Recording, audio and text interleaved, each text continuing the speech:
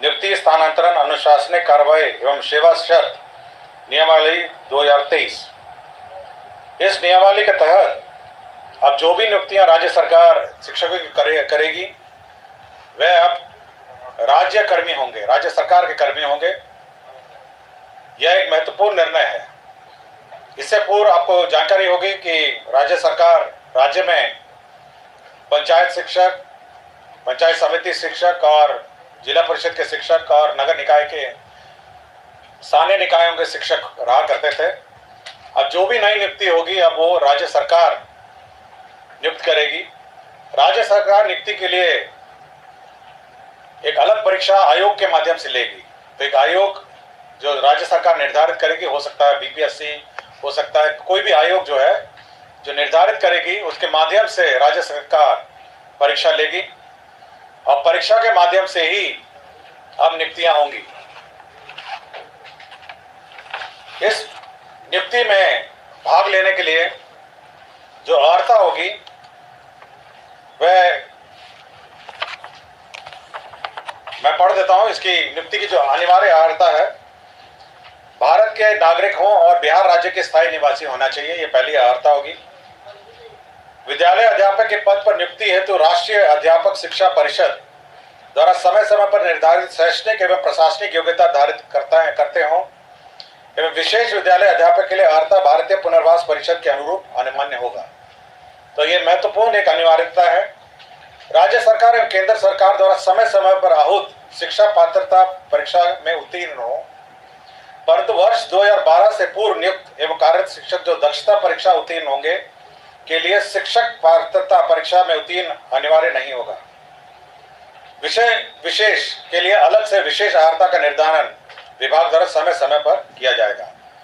तो ये बिल्कुल स्पष्ट होगा कि पहले तो आपकी जो परीक्षा होगी, जो क्वालिफाइंग एग्जाम है, जो राज्य सरकार और केंद्र सरकार के लिए पहले ली जाती थी, उसके क्वालिफाई करने के बाद ही आप सरकार द्वारा जो कमीशन के माध्यम से परीक्षा होगी उसमें आप बैठ पाएंगे। तो पहला एक एग्जाम जो सभी ने लिखा है, चाहे वो टीईटी हो और अन्य जो शिक्षा परीक्षाएं हैं, उसको क्वालिफाई करने के बाद आप राज्य सरकार के कमीशन द्वारा जो सरकार जो कमीशन निर्धारित करेगी उसके माध्यम से जो परीक्षा ली जाएगी तो बहाली उसके माध्यम से होगी। इसमें न्यूनतम आयु निर्धारित है 21 साल और अधिकतम आयु सरकार द्वारा निर्धारित की जाएगी।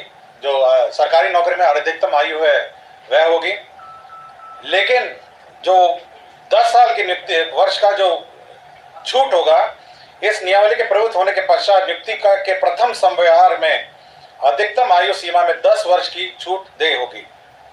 तो इसमें नियमावली में 10 वर्ष का छूट का भी प्रावधान है जो लोग पूर्व में नियुक्त होंगे।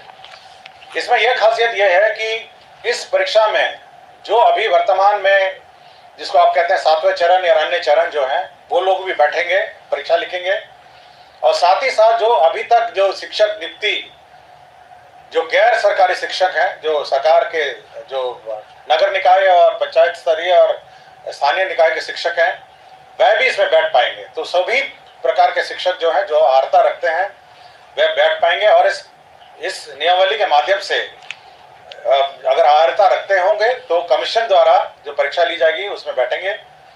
सभी जो कैंडिडेट्स हैं जो इस परीक्षा में लिखेंगे उनको 3 मौका दिया जाएगा। तो 3 बार लिख सकेंगे और 3 मौके के बाद वह नहीं लिख सकेंगे।